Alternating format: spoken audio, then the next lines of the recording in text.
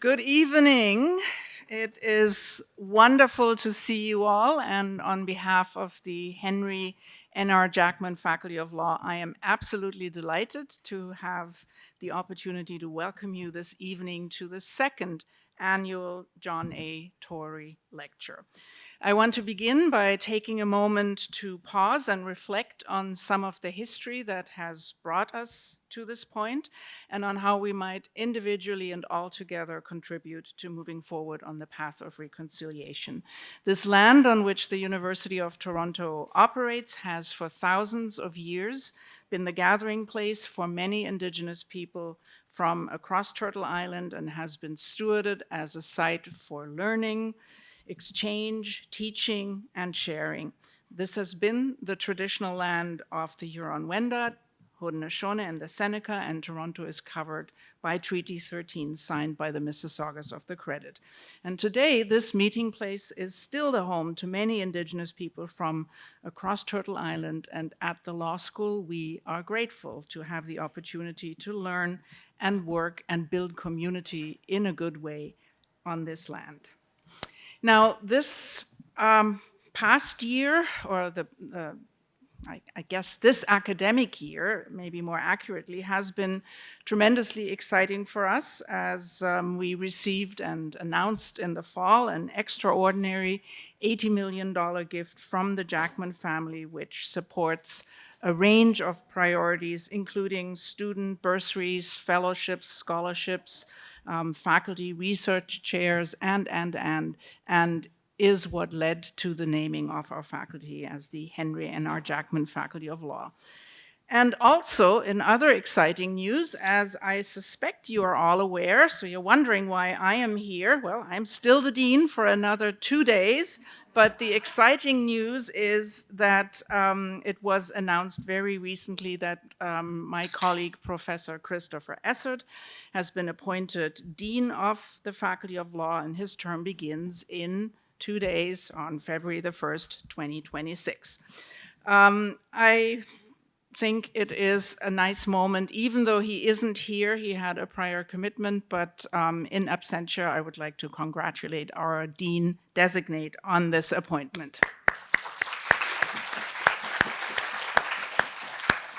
It's been a true honor to have the opportunity to serve as dean, to be able to work with all of you as members of a truly wonderful community of incredible students, alumni, faculty members, supporters, staff, volunteers, and. Now, turning to the reason why we're all here this evening, in 2023, Dean Christofferson and I were thrilled to announce a very generous gift from the family of the late John A. Tory, a graduate of this faculty from the class of 1952. This meaningful gift honors his legacy while making the largest endowment supporting scholarships and bursaries for the JD MBA students at the university. The gift established, as I just suggested, the John A. Tory JD MBA Scholars distinction, and that's an honor that so far has been awarded to 12 JD MBA students. And of course, the gift is also what enables us to mount this wonderful lecture series. I'm really very happy to welcome John H. Tory here tonight, representing the family. It is the case that the Tory family chose to honor their father in this special way as somebody who was a remarkable Canadian businessman and lawyer, and to honor it with the scholarships that I've mentioned and this lecture series so that we can continue to be inspired by John Tory's remarkable legacy.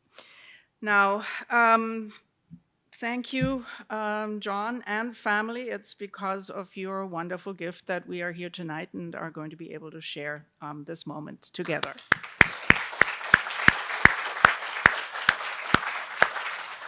I would also like to thank Professor Ben Alarie. He's not here yet because in the duplicity and triplicity of events. This evening is also special because another one of my predecessors, Professor Edward Iacobucci, has been sworn in as a justice on the Ontario Superior Court this evening. So Ben is at that event, but he will be joining us a little later. And I wanted to acknowledge him because he's been incredibly supportive of this lecture series and has been a really important advisor in crafting themes and selecting our distinguished speakers.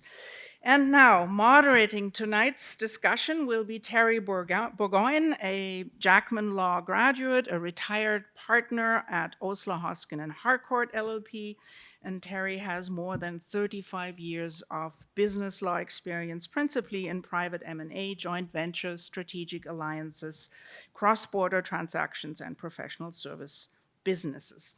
In addition to his practice, Terry was also Osler's general counsel with responsibility for the firm's legal affairs and risk management, including conflicts and compliance matters.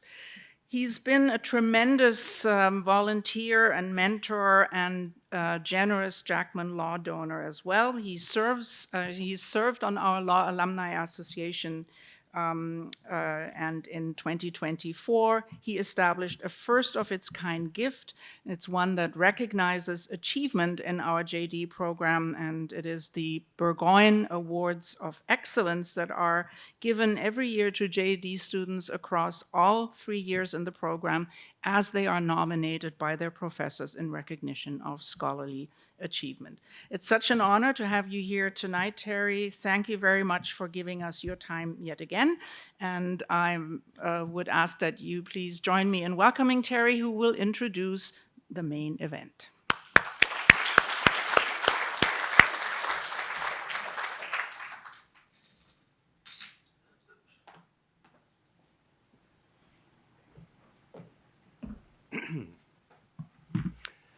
Good evening. Thank you, Dean, and thank everyone for that warm welcome. I believe that the last time that I stood at the front of a moot court here at Jackman Law, or as the Faculty of Law as it then was known, was 46 years ago at my compulsory moot in second year. And I also believe that that's when I decided that I was going to become a corporate lawyer and not a litigator. Before we begin, I would like to offer again and echo the Dean's sincere thanks to the Tory family for their generosity and leadership in supporting a forum such as this, and for their continued commitment to students at Jackman Law and at the Rotman School of Management. The Tory family has a long history with this school and has played an important leadership role in many institutions in this city. That leadership and support is both greatly admired and greatly appreciated. Jackman Law is honored to be a recipient of your family's generosity and vision, and it's an honor for me to be part of this evening's lecture and discussion. And of course, I'm thrilled to introduce our speaker this evening, the Honorable Marshall Rothstein, who will be exploring the active dialogue between the courts and Parliament in tax law. Justice Rothstein joined my firm, Osler, Hoskin Harcourt, as a partner in our Vancouver office after he served as one of Canada's most esteemed jurists. He was first called to the bar in Manitoba in 1966, when I was 9 years old.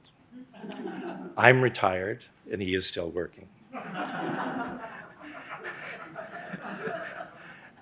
As a practicing lawyer, Justice Rothstein specialized in transportation law and taught several years at the University of Manitoba. He was first appointed to the courts in 1992 at the Federal Court Trial Division.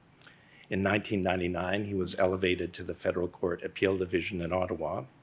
And finally, in 2006, he was appointed to the Supreme Court of Canada by Prime Minister Harper, where he served until his retirement in 2015. Justice Rothstein's work has helped to shape the Canadian business law landscape. He's authored more than 100 judgments and arbitral decisions on domestic and cross-border cases of commercial complexity and importance. In his role at Osler, he continues in that tradition, bringing a unique perspective to clients in his broad-ranging practice. a practice that focuses on a wide variety of dispute resolution matters, encompassing M&A, tax, competition law, intellectual property, and issues in the transportation and energy sectors. As a testament to the impact that he has had in the area of Canadian tax law, in 2024, he received the Lifetime Contribution Award from the Canadian Tax Foundation. Now, I got to know Marshall after he joined Osler, engaging with him in my then role as general counsel and chair of our ethics committee. In fact, I used to tease Marshall that he was one of my best customers, in a good way, because he was always in demand from other law firms to assist them with their cases. I would work with him to sort through the complex conflict of interest challenges that those engagements sometimes engender. Now, before I turn the podium over to Justice Rothstein, I wanted to share one brief anecdote that might help you get a sense of his continuing energy and dynamism. Shortly after Marshall joined Osler's Vancouver office, we happened to hold a partner retreat in Vancouver. And as part of the recreational activities surrounding the more formal parts of that retreat, some of our Vancouver partners organized, for those partners who were interested, a gross grind event. Now, for those of you who are not from Vancouver and don't know what that is, the gross grind is a 2.5 kilometer scramble up the face of Grouse Mountain, sometimes referred to as Mother Nature's Stairmaster. And I will admit that the next bit is hearsay, because I can assure you that I did not participate in the grouse grind event. But I have it on good authority that a number of my partners in their 30s and 40s, as they were gainfully trying to climb up these 2.5 kilometers of stairs, were shocked to be overtaken by a retired Supreme Court of Canada justice. Marshall helped to make that event something of a legend at Osler. Please join me in welcoming Justice Rothstein as he brings life to the roles of Parliament and the courts in the age of intrusive tax policy.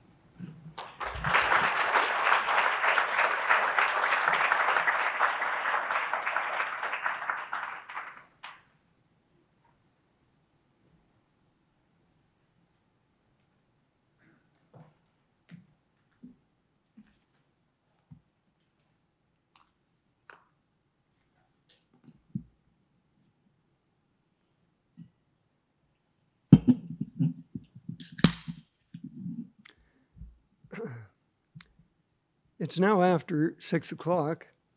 You've all been working hard today, and it's cold out, and you want to get home. There's the story of the guy who was a speaker at a conference, and it was getting later in the afternoon when the guy got up to speak, and people started to file out. And finally, there was only one person left, and the speaker said, "I really appreciate your staying. I did a lot of work on my presentation. You must be very interested in my topic." And the other guy said, "No," he said, "I'm the next speaker." Well, I did some work into this presentation, and I do appreciate your attendance. And I had others do some work for me as well. And I want to take this opportunity to acknowledge the work done by Alarie and Dan Keisman, two excellent young lawyers at the Osler firm who did some research for me. Since this was an academic lecture at the University of Toronto, I asked them to see what some of the great philosophers had to say that I might use in my remarks. And they gave me material about Hobbes and John Locke and Rousseau and Adam Smith and John Stuart Mill. Unfortunately, these philosophers didn't have a lot to say about the judicial role in the Canadian tax system. But Anna and Dan did a lot of work beyond the philosophers, and I thank them for educating me along the way. I also want to acknowledge the assistance of Dave Rankin and Lana Ludwin at Osler, two of the smartest lawyers I have ever worked with. I told them that I was going to acknowledge their assistance, and that if what I say is criticized, that I would generously share the criticism with them. Don't worry, they'll understand. I do want to thank Terry, my former lawyer at Osler, who tried to keep me ethical. And I do appreciate the generosity of his introduction. However, his generous sentiments were not or are not universally held. One day when I was still at the Supreme Court, I had gone to the office. My late wife, Sheila, had asked me to remove the bed linen that day, which I thought I had done before I left. Email, Sheila Rothstein to Justice Rothstein, 10:53 a.m. I told you to remove all the linen, including the blanket cover. You did not listen to my instructions and only did half a job. I hope you do your legal opinions better than removal of linen from a bed.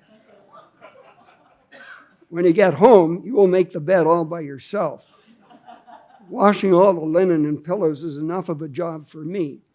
We need the fluff for the dryer and pads for the Swiffer. That's the floor mop. The length should be as long as possible, 8 to 12 inches. 12 is preferable, but I'll accept shorter if they don't have 12. We need Kraft cheese, fat-free fruit, egg whites, and peanuts. Get peanuts that don't have that god-awful brown covering over them. What's wrong with shelled naked peanuts? Why do you buy gross peanuts? Time to wake up and smarten up. I was always grateful at speaking events that Sheila wasn't the one to introduce me.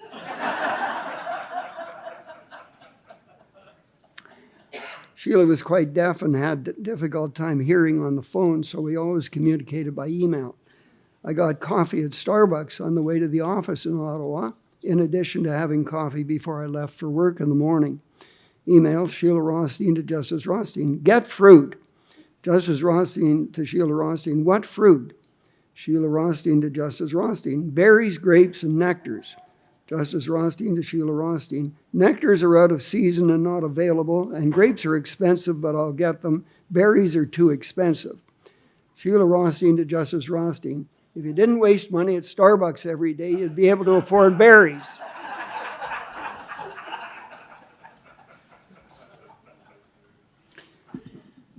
All judges in Canada have to retire before they reach the age of 75 years. There's the story of the 75-year-old fisherman. Fisherman was out fishing one day and he heard a voice, and the voice said, "Pick me up." And he looked down and he saw a frog. And he looked at the frog and he said, "Are you talking to me?" And the frog said, "Yes, pick me up." So he picked it up, and the frog said, "Kiss me, and I'll become the most beautiful woman in the world, and I'll become your bride, and all your friends and relatives will be jealous." And the fisherman thought for a minute, and then he put the frog in his pocket. And the frog said, "Are you crazy? Didn't you hear me? I said, kiss me, and I'll become the most beautiful woman in the world, and I'll marry you." The fisherman said, "No," he said, "at my age, I'd rather have a talking frog."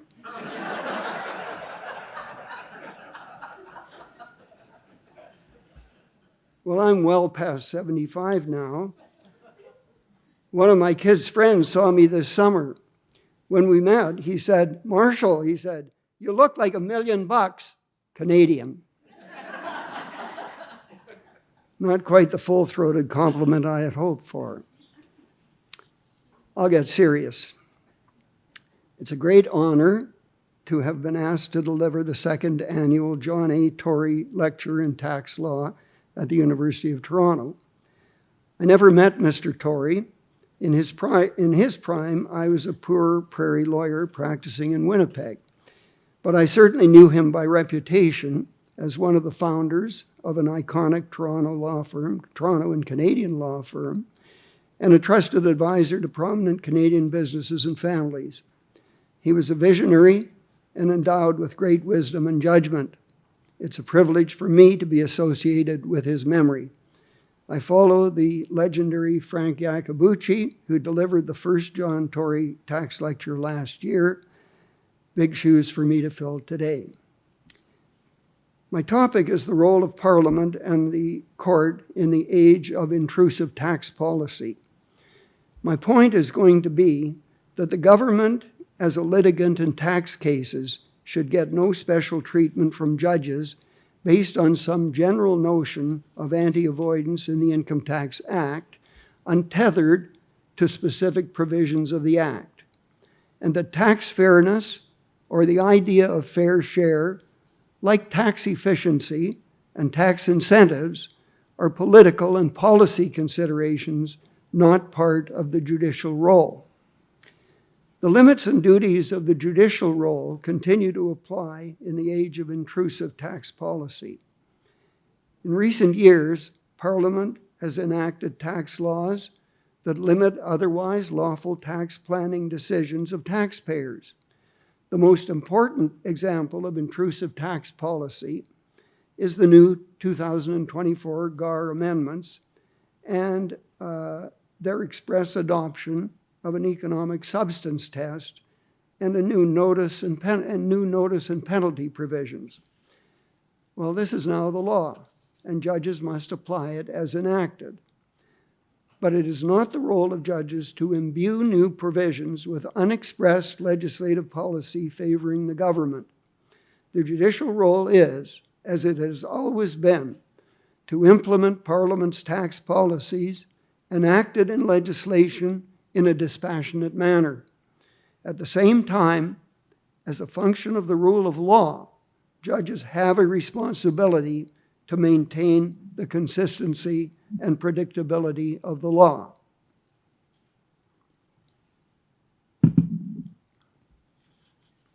In Canada Trust Co. in 2005, the Supreme Court, quoting from the explanatory notes accompanying the enactment of the General Anti-Avoidance Rule in 1988, recognized the Duke of Westminster principle that tax planning, arranging one's affairs so as to attract the least amount of tax, is a legitimate and accepted part of Canadian tax law. As recently as Dean's Night in 2023, the Supreme Court reaffirmed adherence to the Duke of Westminster principle. The judicial role is not as a protector of government revenue. At the same time, sympathy for taxpayers plays no role in decision-making. Judges do not exercise discretion in making tax decisions. They interpret provisions of the Income Tax Act according to text, context, and purpose, and they apply common law and equitable doctrine according to precedent.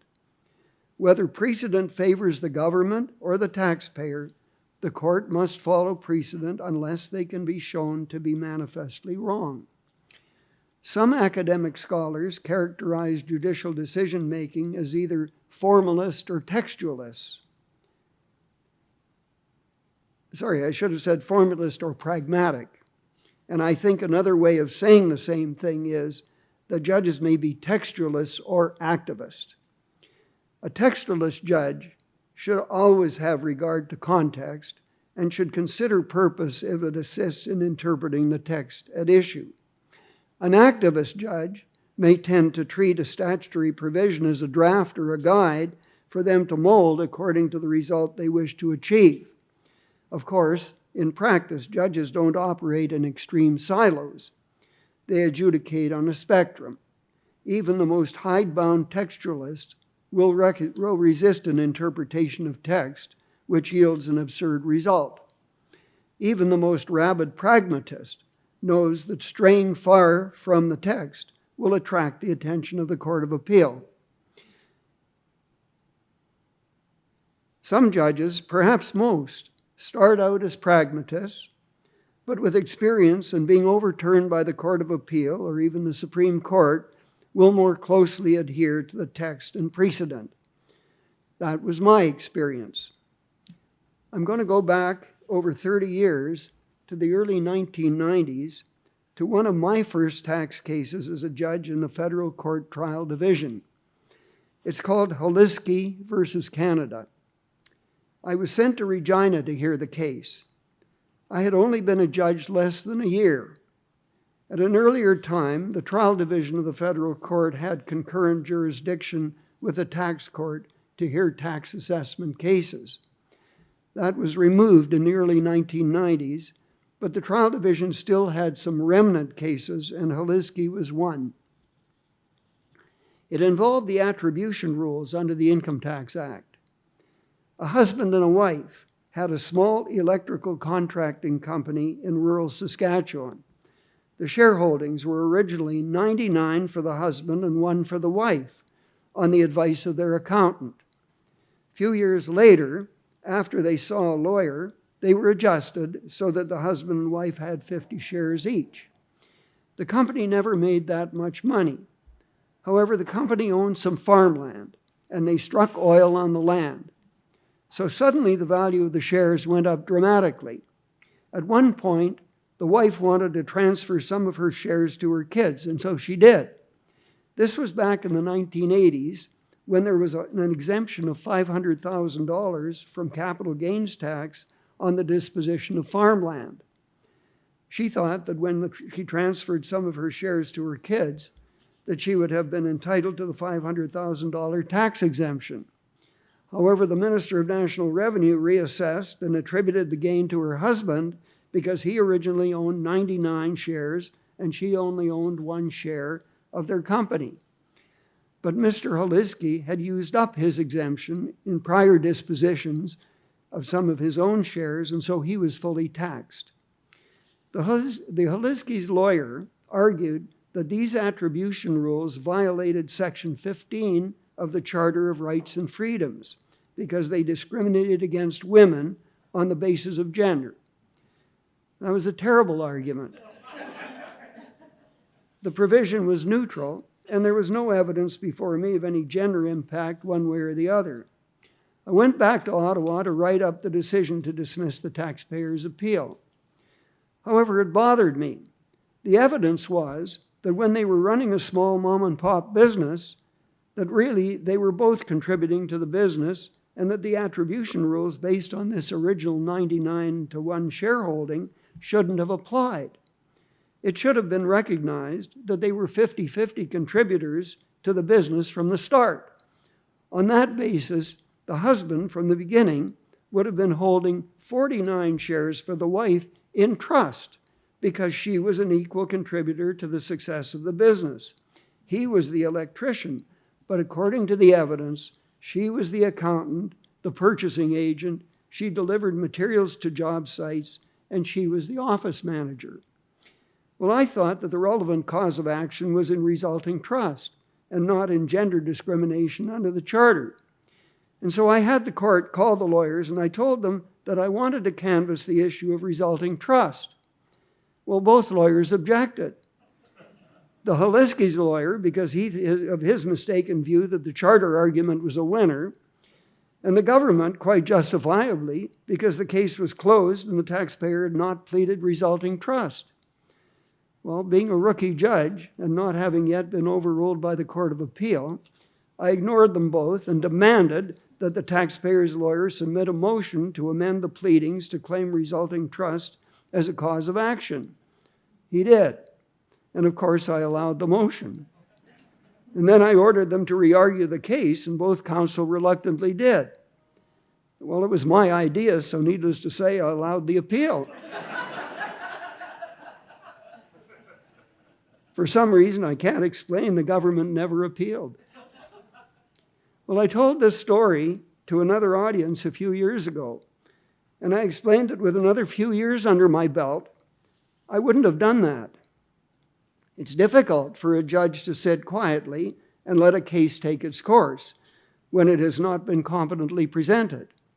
But the judge must be fair to both sides and must exercise restraint, no matter how difficult that is.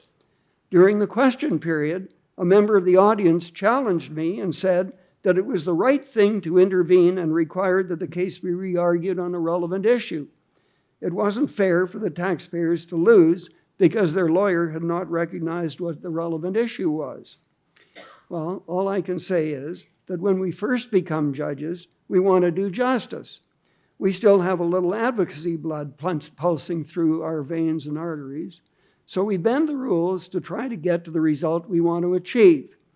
And then we get kicked around by the Court of Appeal or maybe the Supreme Court, and they tell us to follow the law and not be influenced by what we think the result should be, and of course, to be fair to both sides. So then we become more restrained. As I said, I don't think I would have done that with more experience under my belt, but it sure felt good at the time. By the time I was nominated for a seat on the Supreme Court bench, I had lost that advocacy zeal. I was the first candidate to fill a Supreme Court vacancy to have to appear before a parliamentary committee in 2006. In my opening statement, I said, and I'm quoting myself, "Judges are subject to constraints. I will explain. As neutral arbitrators, we are to interpret and apply the law to the facts of each case. Canada is a federation in which Parliament and the provincial legislatures make the laws. Our judicial system operates on the basis of precedent. We follow the interpretations of our predecessors. We don't follow them slavishly. If it can be demonstrated that a prior decision was clearly in error, or that intervening cases have attenuated the validity of a prior decision, we may depart from it. But the obligation of judges is to maintain the consistency, stability, and predictability of the law. Therefore, we abide by precedent." Well, that was my opinion on the role of the judiciary when I was appointed to the Supreme Court, and it remains my view today. I expect that there will be some who will say that this is a view I have adopted since entering private practice. No, or I should have said re-entering private practice. No, it is the view that I developed after some years of experience as a judge, and certainly by the time I was appointed to the Supreme Court. So I will come back to what I consider as the proper judicial role. The point I wish to make is that judges should adhere closely to the textual approach rather than the pragmatic or activist approach. Indeed, in two decisions in 2024, the most recent of which is called Peacock versus Canada, the Supreme Court stated, and I'm quoting, "Just as the text must be considered in light of the context and object, the object of the statute and that of a provision must be considered with close attention, always being paid to the text of the statute, which remains the anchor of the interpretive exercise." In tax litigation, the government is always one of the parties, but the government is in a unique position. Should the government be unsuccessful before the courts, it can introduce a bill in Parliament to amend the law to achieve what it perceives as a desirable policy objective. And in my presentation today, I'm going to provide some examples of what I am asserting. In the charter context, the scholars have characterized the roles of the courts and the legislative branch as engaging in a dialogue. The courts strike down a statutory provision as unconstitutional, and the legislative branch may respond by enacting legislation to achieve its policy objective in a charter-compliant manner. The court may even suspend the declaration of invalidity to give the government the opportunity to design legislation that will be charter-compliant. The analogy to tax context is not perfect. However, if the government is unsuccessful in tax litigation, Parliament may change the law to its liking, and it does so sometimes very quickly. I'll give you some examples. Section 31 of the Income Tax Act deals with farm losses. The section purported to limit the ability to deduct farm losses, but the text of the provision provided that the limitation on losses would not apply where farming was the chief source of income of the taxpayer, or where farming and a combination of farming and another source of income was the chief source of income. In a case called Muldown in 1978, the Supreme Court found that the loss limitation would apply unless the non-farming income was a subordinate source of income to the farm income. Despite the legislation not setting out such a subordinate requirement, the court found that the purpose of the provision was to limit the use of farm losses where the taxpayer's main source of income was other than farming. However, that's not what the text of the provision said. The farm loss provision again came before the Supreme Court in a case called Craig in 2012. Craig was a successful lawyer and had other business interests and income in addition to having a horse farm which incurred some losses. his other income was not subordinate to the farm income. In Craig, we unanimously overruled Muldown and said that the Muldown interpretation of the text was wrong.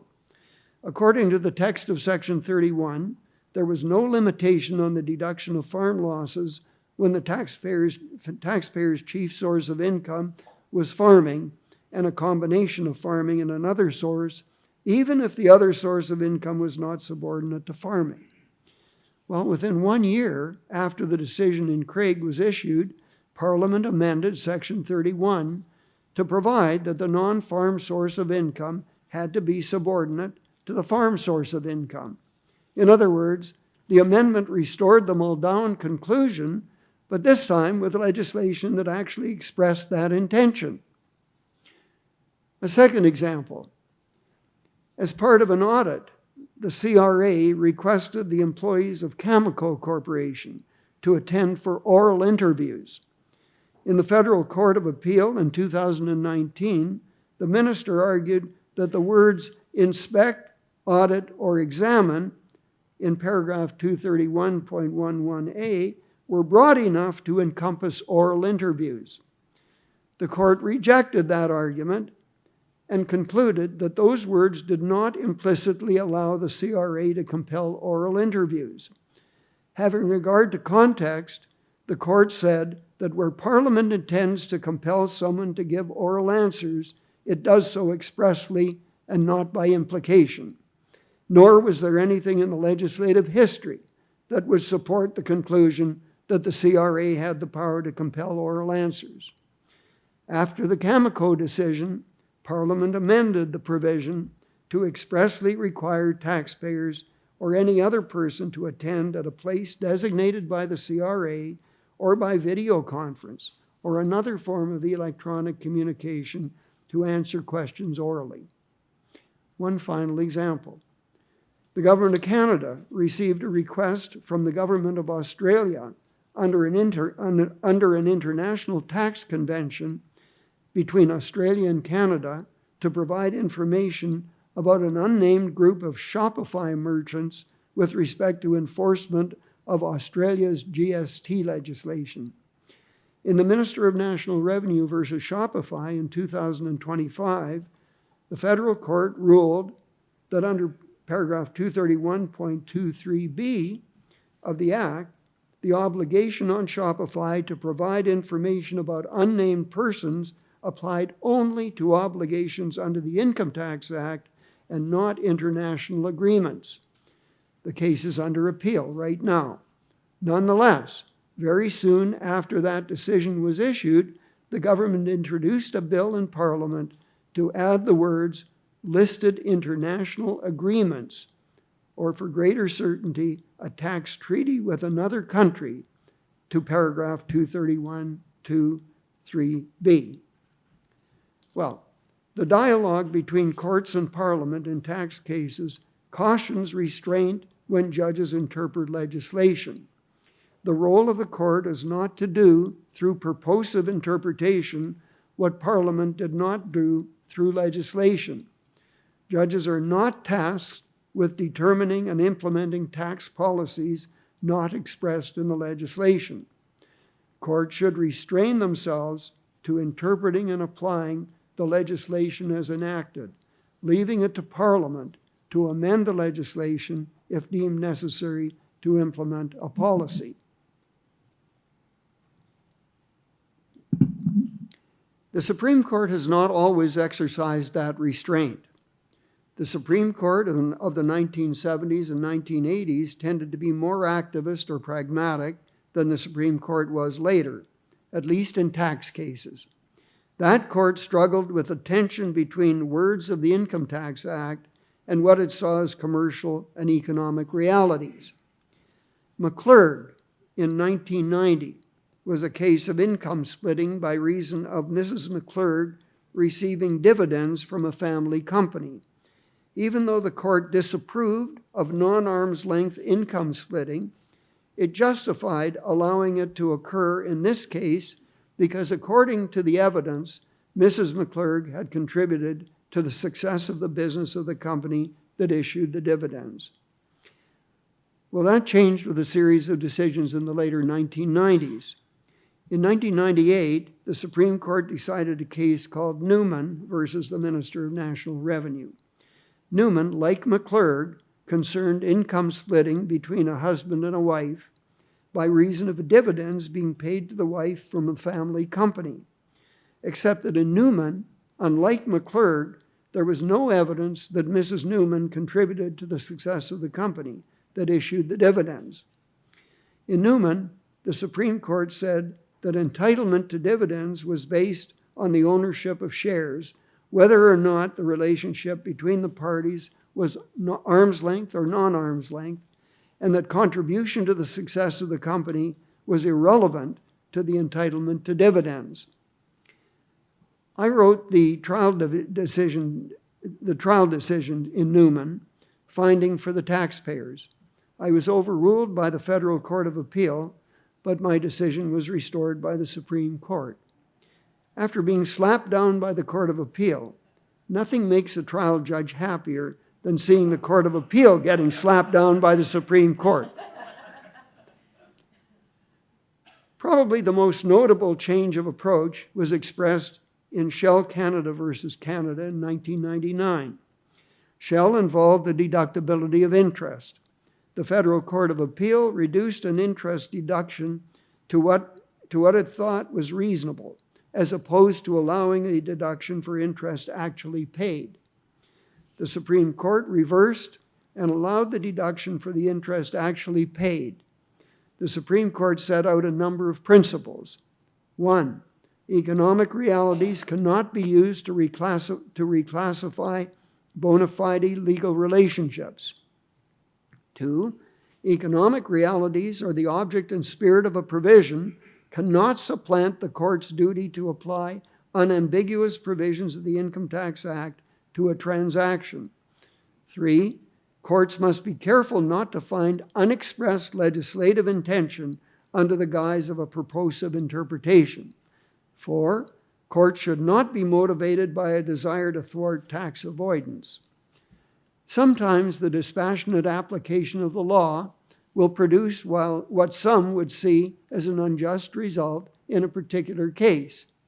Judges deplore unjust results, and so they sometimes fashion approaches to avoid the harshness of the strict application of the law. In Shell, the Federal Court of Appeal had spoken of economic realities and the object and spirit of the Act as a basis for attaining a result that court saw as just. However, the Supreme Court reminded that under a system of the rule of law, it is not for individual judges to take unambiguous statutory provisions and alter them by an economic realities test or an object and spirit test in order to achieve the result they think is just. That is the role of Parliament. Judges are not policymakers, and they are not, in carrying out their duties, to conflict with the laws enacted by Parliament, regardless of whether the effect of the law is to constrain the behavior of government or individuals. Well, that's what the Supreme Court reaffirmed in 2005 in the seminal Canada Trust Co. case. And I quote, "There is no doubt today that all statutes, including the Income Tax Act, must be interpreted in a textual, contextual, and purposive way. However, the particularity and detail of many tax provisions have often led to an emphasis on textual interpretation, where Parliament has specified precisely what conditions must be satisfied to achieve a particular result. It is reasonable to assume that Parliament intended that taxpayers would rely on such provisions to achieve the result they prescribe." Well, up to this point, I've talked about statutory interpretation, but the rule of law applies not just to the interpretation of statutes, but to the application of common law and equitable doctrines as well. The equitable doctrines of rectification and rescission were dealt with by the Supreme Court in recent years. The Fairmont decision was rendered in 2016. It involved the doctrine of rectification.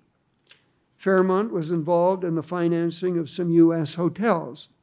The financing was intended to operate on a tax-neutral basis insofar as foreign exchange gains or losses were concerned. However, because of the financing mechanism chosen and a change in certain plans and transactions, an unanticipated foreign exchange tax liability was incurred. Fairmont sought to rectify the transactions to ensure tax neutrality with respect to the foreign exchange according to the parties' initial intention. There is no doubt that the parties intended that Fairmont not be subject to tax in respect of foreign exchange, that the transactions were intended to be tax neutral. Before Fairmont, tax lawyers and accountants had relied upon an Ontario Court of Appeal decision in a case called Attorney General of Canada versus Juilliard. In Juilliard, the court applied rectification on the basis that the parties had a common continuing intention to transactions that would avoid an immediate tax liability. In Juilliard, the Ontario Court of Appeal had found that the parties could modify the transactions to achieve the tax result that they had initially intended.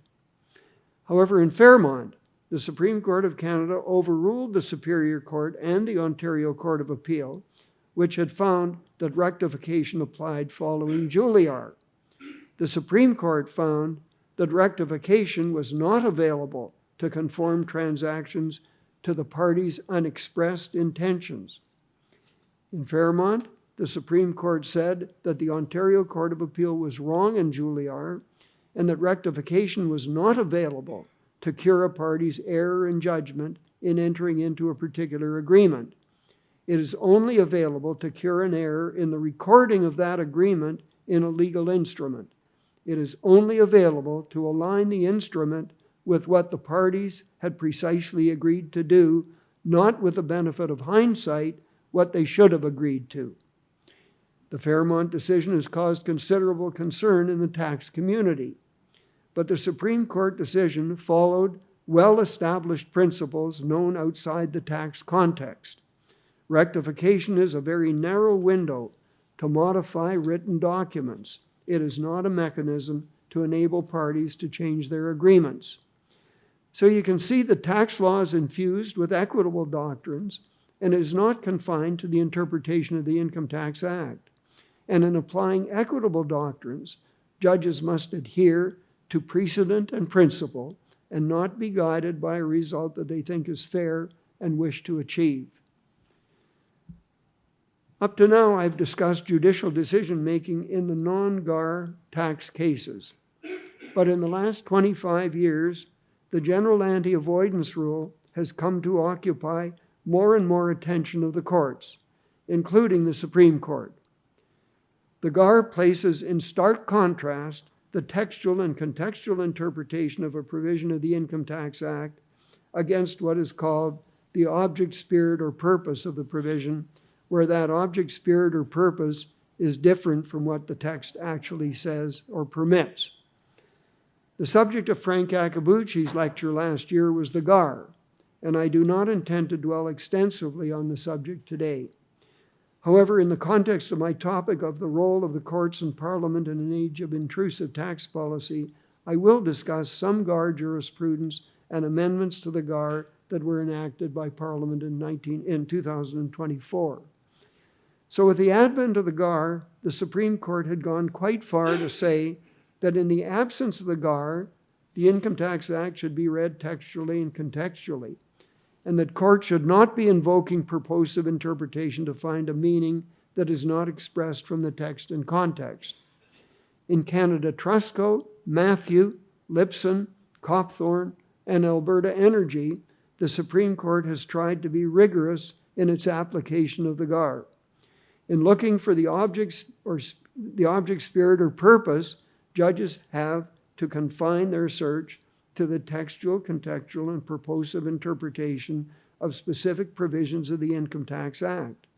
So there is no broad search for some overriding anti-avoidance policy untethered to specific provisions. The GAR is only invoked when the taxpayer's transactions comply with the text of the relevant provisions of the Income Tax Act. So the Supreme Court's approach to GAR decisions had been quite conservative. Although the GAR creates some uncertainty for taxpayers, the court had found that Parliament still intended that there be consistency, predictability, and fairness in the application of tax law, as indeed in the application of all law, and that Parliament still intended that taxpayers be able to take full advantage of provisions of the Act that conferred tax benefits. As a result, the case has said that the abusive nature of transactions had to be clear from the GAR, for the GAR to apply, and that determining the object, spirit, and purpose of the relevant provisions should not be conflated with a value judgment of what is right or wrong, nor with theories about what tax law ought to be or ought to do. In the Lipson case, although he was in dissent, Justice Binney observed that the GAR is a weapon that, unless constrained by the jurisprudence, could have widespread, serious, and unpredictable effect on legitimate tax planning. I have a concern, however, that the Supreme Court may be reverting to the approach they eschewed in earlier cases, the overarching policy approach. In 2023, the Supreme Court rendered its decision in Dean's Knight Income Corporation versus His Majesty the King. The case involved loss trading. Persons are taxed individually in Canada, and that means that income or losses can't be transferred between persons. So if a corporation has a loss and no income to deduct that loss from, the corporation can't trade or sell the loss to another profitable corporation that will have a tax liability. Of course, it's never that straightforward. As between corporations, the test for loss trading in subsection 111.5 of the Act is whether there has been a change of de jure control of the corporation.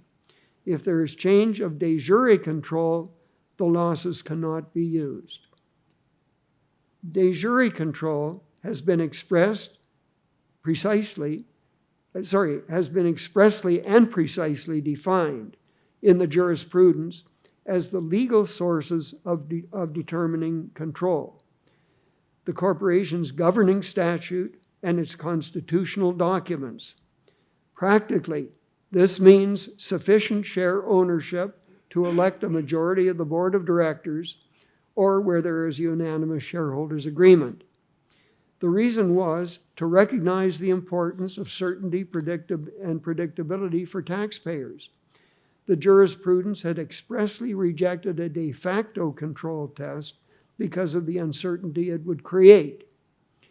In Dean's Knight in 2023, a corporation had tax attributes, I'll call them losses, of some 90 million. Without getting into the weeds, I will tell you that through various corporate steps, new shareholders were found and a profitable business was entered into. In Dean's Knight, the tax planner ensured that there was no change of de jure control, and the taxpayer used the 90 million to offset taxable income in its new business. Nonetheless, the Supreme Court said that even though there was no change of de jure control, through the steps it took, the taxpayer achieved the functional equivalent of a change of de jure control. That was sufficient for the court to find that the GAR applied and the loss deductions were disallowed. Dean's Knight signals that the Supreme Court may be taking a more pragmatic approach to tax avoidance under the GAR based on a broad policy approach than in prior cases have suggested. In discussing the purpose of section 111.5, Dean's Knight reviews the legislative history back to 1958 and concludes that the policy under the Income Tax Act was to prohibit loss trading. Professor Mark Mancini has written about what he calls the purpose error. He says the courts commit the purpose error when they center their interpretation on one purpose, usually characterized at a high level of abstraction, without paying sufficient attention to the statute's text, scheme, and secondary purposes. There is no doubt that the general policy under the Income Tax Act is to prohibit loss trading, but the relevant analysis had to address whether there was a change of de jure control. to find that there was functional equivalence to a change of de jure control required that the court look beyond whether there was sufficient share ownership to elect a majority of the board of directors or whether there was a unanimous shareholders agreement. Looking beyond the de jure criteria, by necessary implication, introduces documents and transactions that create a basis for control in fact. But the de facto test had been expressly rejected by the Supreme Court in prior cases, and Dean's Knight itself never says that a de facto test should be adopted.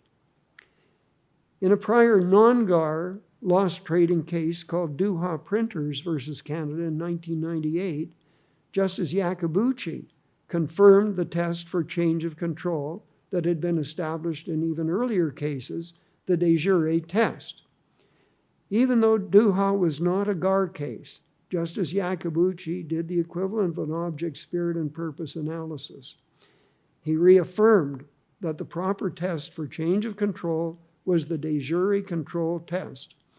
And he expressly stated, and I quote, "If the distinction between de jure and de facto control is to be eliminated at this time, this should be left to Parliament, not the courts." The notion of functional equivalence required going beyond the de jure test and having regard to other documents and transactions to get to the result the court was looking to achieve. Well, since 1998, Parliament never took up Justice Iacobucci's invitation in respect of subsection 111.5. Parliament knew how to create a de facto control test, which it enacted in other provisions of the Income Tax Act. Might not the necessary implication be that Parliament's intention was that the de jure test should remain the test for change of control for purposes of section 111.5 as confirmed in Duha? And if so, shouldn't the result in Dean's Knight have simply been that the government didn't show a change of de jure control rather than resorting to a functional equivalence test? The judicial role includes the responsibility for maintaining consistency, stability, and predictability of the law. That is the reason for stare decisis, or adherence to precedent. A less pragmatic court might have followed Duha and left it to Parliament to decide if the test for change of control under section 111.5 should be broadened, just as Justice Iacobucci had invited 25 years earlier. I'll turn briefly to the GAR amendments in 2024.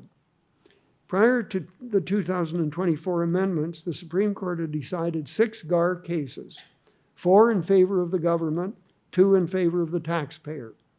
From the government's point of view, one might think that being successful in 4 of 6 cases was not a bad win-loss record.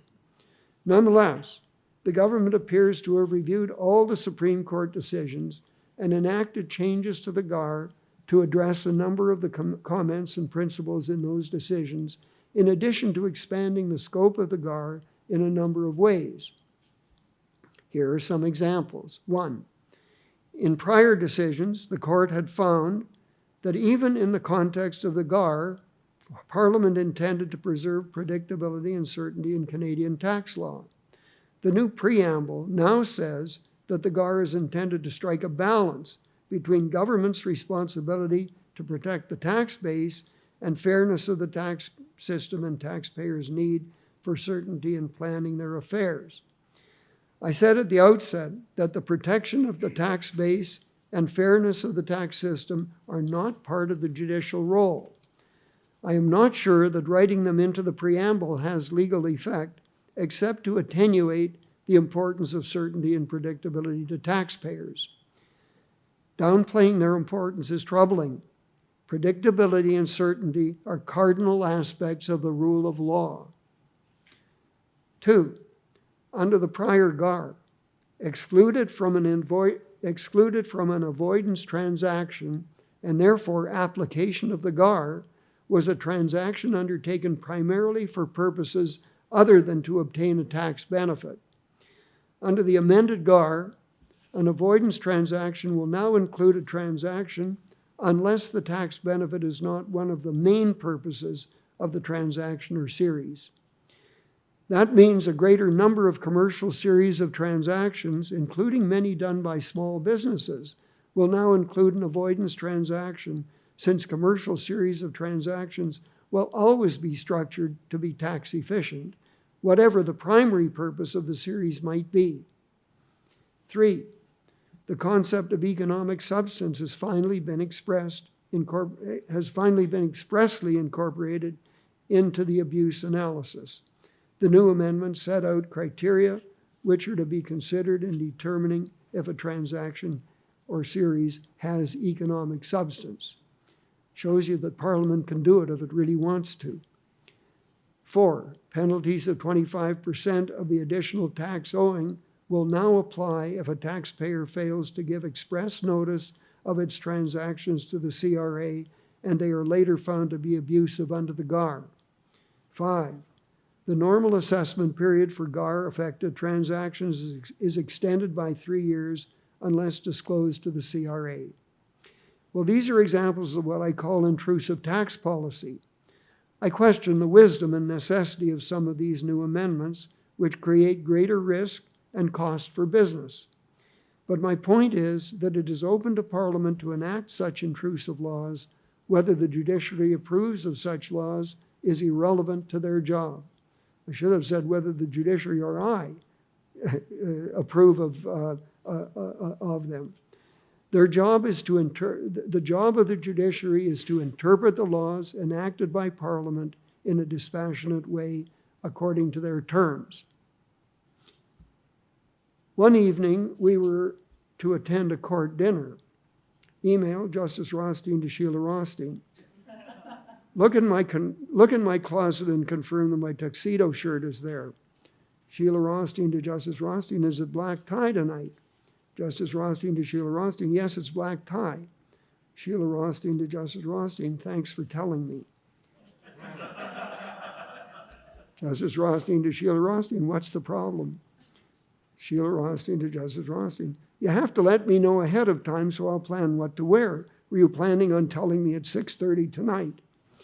Justice Rothstein to Sheila Rothstein, I didn't think it was a problem. You know that all dinners at the court are formal, whether black tie or not. I didn't think it made any difference. Sheila Rothstein to Justice Rothstein, I did not know all dinners were formal. However, I have a new dress to wear. Justice Rothstein to Sheila Rothstein, fine. I trust it's a conservative dress. Sheila Rothstein to Justice Rothstein, it's a dress that I chose and like. The label does not say NDP, Liberal, or Conservative.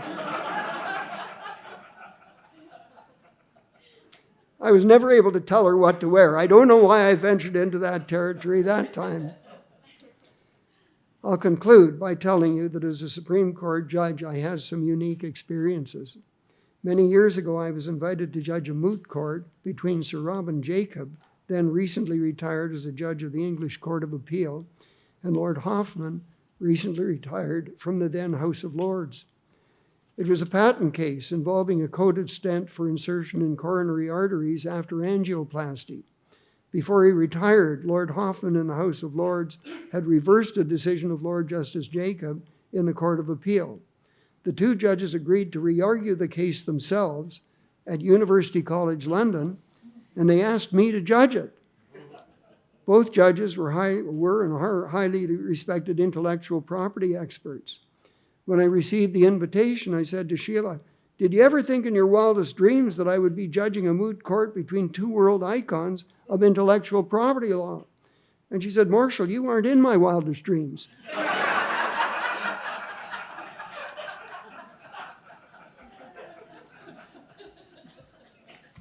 Thank you for your attention.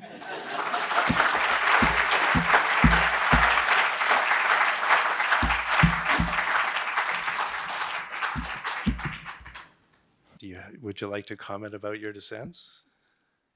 Well, yeah, I always want to comment about my dissents and tell you why the majority was wrong. I'll I will. This is not tax. Am I allowed to give an example? I think that's fine. Tax? Okay. In a case called Saskatchewan Federation of Labor, the majority of the Supreme Court found that that there was a constitutional right to strike. I was in dissent in that case. They based their decision on Section 2D of the Charter, freedom of association. And they said that freedom of association justified finding that the right to strike was justified a finding of the right to strike as being charter protected. And as I said, I was in dissent. The Saskatchewan Federation of Labor had followed some other cases in which the Supreme Court had found the right to collective bargaining was also a charter right. I didn't agree. To me, freedom of association means that you can do in association with somebody else what you can do yourself. So if I can persuade other people to join my political party, we can do that together. That's freedom of association. But freedom of association doesn't entitle me to impose obligations on others. And so when you constitutionalize the right to strike, you are placing an obligation on the employer, and you're placing an obligation on the public and on government, and there's no. I don't think that freedom of association entitles the placing of obligation on other people. Same as freedom of expression or freedom of religion. You can express whatever you want to say, but you can't force anybody to listen. You can have your religion, but you can't force people to join that religion with you if they don't want to do that. And by the same token, freedom of association, you can associate with other people to do whatever you want to do, but you can't force other people to create obligations because of freedom of association. So that was my dissent.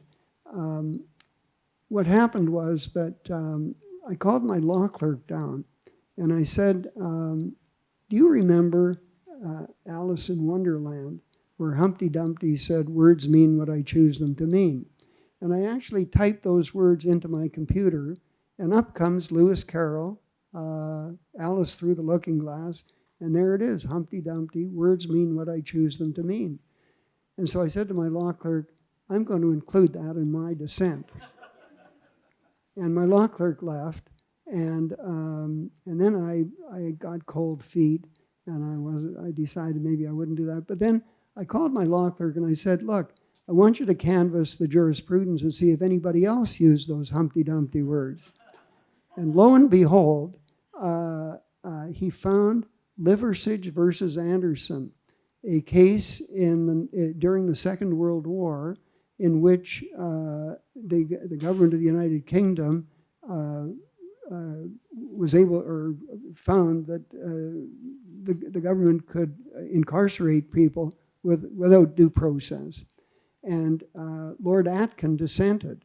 And Lord Atkin cited Humpty Dumpty, words mean what I choose them to mean, in that case. And so I said to my law clerk, bingo, I'm going to use the Humpty Dumpty words, and I'm going to include them in my reasons, but I'm going to cite as authority Liversidge versus Anderson, Lord Atkin.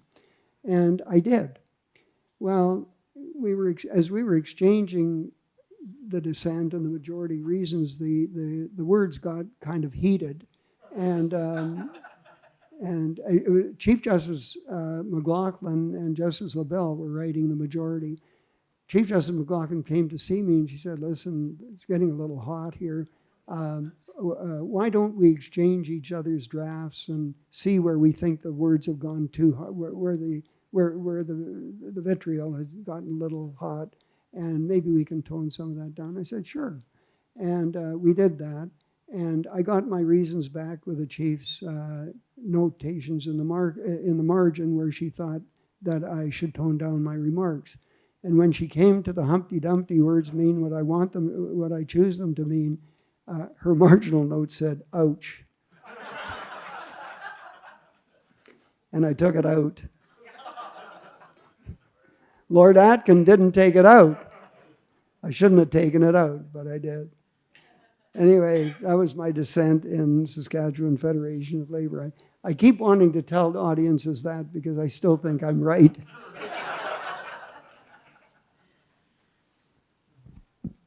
Yes, we have a question. Do we have a microphone or?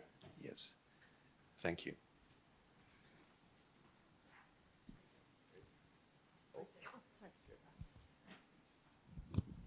Do I need to stand up? Oh, okay. Yeah. I thought it's your role to ask questions. Anyway, this is Rothstein. I enjoyed your lecture. My name is Jinian Li. I teach at Osler Law School. So my question is your sense about the future of the income tax law. You mentioned a few landmark Supreme Court decisions, Craig, Shell Canada. These cases were overruled with specific anti-avoidance rules in the Act. So the Income Tax Act became bigger and bigger and bigger and bigger. So the GAR introduced a general principle, economic substance. How do you see the future? Because the complexity of the statute can create a sense of uncertainty and unpredictability because there are just so many words, so many rules. So do you see any positive effect of the 2024 GAR amendment in terms of keeping the size of the statute reasonably, like to stem the rapid growth of the statute in terms of specific anti-avoidance rules? Well, if history is any indication, the size of the Income Tax Act isn't going down anytime soon. I don't see that at the moment. I'm not suggesting that the 2024 amendments have no merit at all. I mean, my personal view is that some of the provisions weren't really necessary. And one of the real concerns that I have is that the way it has been expanded, especially the penalty provision and the extended limitation period, and coupled with the change to the primary purpose test, means that I would think virtually every business transaction is arguably potentially subject to the GAR. And so you've got small businesses where the amounts involved will not justify the cost of litigation. And so, I would hope that the GAR wouldn't be used to terrorize small businesses because, if you're faced with first of all, if you give notice to the government of your transactions, then there won't be a penalty, but you're handing to the government exactly what you're doing. So you're kind of inviting them to take a microscope to all these things. And so you've got all these I say all these, but you got small businesses who are doing all this stuff. I don't know what that means about the workload at the CRA, but it does concern me that it raises the costs of business and it creates risk and uncertainty for business, especially small businesses. I don't know at this point whether the GAR is going to be used by the CRA against small businesses. Maybe there should be a cutoff of a certain amount of money or something like that, but there isn't. And so it does create that kind of risk.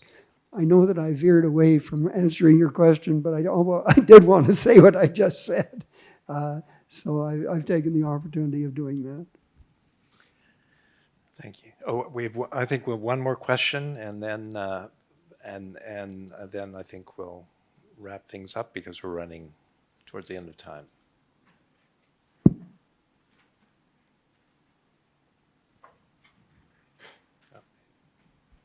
Hi, Justice Rothstein. My question I have is, for a young advocate, what advice would you have where you're in the position where you've spoken a great deal about judicial restraint, where an advocate is in the position where they have to push for a result that requires, I guess, a little bit more of a liberal or, a more, I don't know, the word I'm looking for is, more of a liberal interpretation of the Income Tax Act or Sorry, another could taxing you act. repeat? I'm not sure that I caught exactly the question. What I'm trying to ask is, in a situation where an advocate needs to push for a result that requires a more liberal interpretation of a taxing provision, what advice would you have convincing a judge to come over to the other side of the line? How would it convince a judge to be more activist? Oh. Well, choose a rookie judge.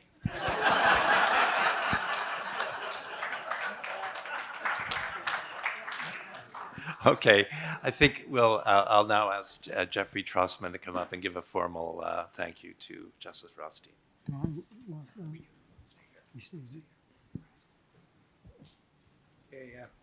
Thanks, Terry. Thanks, Justice Rothstein. What an engaging talk. Thank you. Good evening, everyone. I'm Jeff Trossman. Graduated from this faculty in 1989, a few years ago. And I'm now, and have been since then at Blake's. As I said, what an engaging, interesting talk. I don't know why I was taking notes. There's no exam, but I was. I found you've been nothing but consistent. I went back to, because I remembered that you had been the first nominee to the court who was subjected to this parliamentary hearing, which at the time I think there was fear among many, particularly in the bar, that it might become a kind of more US style inquisition. And thanks to you and Peter Hogg, the great Peter Hogg, who was an advisor to the ad hoc committee, that didn't happen at all. I did a little bit of research. You were, you mentioned sometime after the hearing that the advice you got from Prime Minister Harper was, don't screw up. Well, you certainly followed that advice. There were some conflicting media reports about the 2006 hearing, though. The leader post in Regina said, move over, Judge Judy, give it up for Meet the Justice, reality TV's latest hopeful. On the other hand, the Gazette in Montreal said, despite all the advance hype, the Marshall Rothstein show on Monday afternoon was not exactly must-see TV. So I do remember watching it, and no one here this evening will be surprised that your characteristic wit shone through, and you did, when asked to describe your judicial philosophy, say something very similar to what you're saying now, some almost 20 years later. I would also say that the comments we heard tonight, although I don't think any of your reasons have recited the email exchange between you and your late wife. However, I liked your opening words of the Daishawa case, which you might remember. If a tree falls, this is really in the reasons, paragraph 1, if a tree falls in the forest and you are not around to replant it, how does it affect your taxes? Case about reforestation rights. So again, thank you for a wonderful speech. I think I certainly was nodding my head in agreement, but that's just where I come from. I imagine some of my friends here from finance might have had a slightly different perspective, or justice. But that said, I think it was unusually coherent and extremely informative. And thank you, Terry, for moderating the Q&A. We had a few Qs and a few, well, one A, I think. Let me also say evenings like this are not possible without the support and guidance of faculty leadership. Thank you, Ben, Alarie, for your role in advising on this evening's lecture, and to Deans Brunet and Christofferson for your continued support of events like this. On behalf of the faculties and everybody here tonight, I want to particularly extend my deepest gratitude to the Tory family for their generosity. John, thank you for your leadership and for enriching our community through establishing a forum for insightful discussions such as this evening, and for investing in the next generation of lawyers and leaders through the John A. Tory JD MBA Scholars Program. I cannot think of a more fitting way to honor your father. Please join me once again in thanking the Tory family.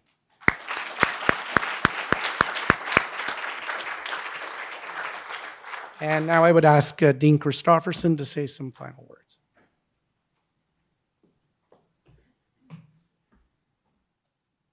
Thank you very much. It's a real pleasure, and you can be proud. There's more than one person left, so this is pretty good. It's a good testament to to a wonderful talk. So some of you are wondering, again, my deep thanks to all of the speakers. It was very enlightening, and to John Tory, it's wonderful to have you here with us. You might wonder why I'm here as the Rotman School. This is a wonderful partnership with the law school. But I have one more word of thanks, which is to Dean Brunet. You know, you made remarks at the beginning, this is your last event. Well, it's actually not quite your last event, but truly as Dean. And I think, you know, I speak for all of us. I mean, it's actually quite wonderful for me because we've been partners in crime for the last 5 years. To have you around the Dean's table, sharing, you know, consoling one another with the various different challenges of being in this role. You've been an amazing partner, somebody that I've truly looked up to. We sort of stagger by about 6 months. You started in the yeah. We've served, and we're both going to soon be has deans. I'm completing my term in June.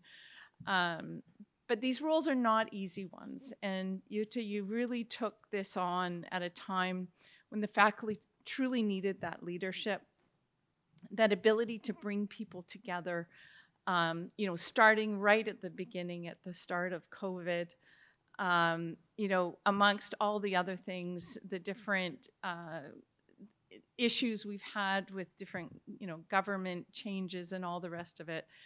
I've always really valued your insights around the Dean's table, a lot of common sense, sort of cutting right through to sort of what are the key issues. We've had our own different exchanges back and forth, but I will truly miss that. I will miss not seeing you around that Dean's table for the next 6 months, and I look forward to joining you as a has Dean in a couple of months. Anyways, I just wanted to sort of extend our warmest thanks to you for everything you've done, and give her a warm one. Some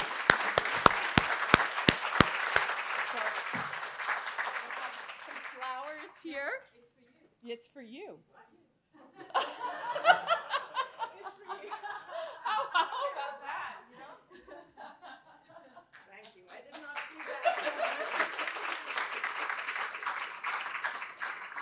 And thank you for a wonderful lecture. And thank you so much for everything. Thank you so much for coming.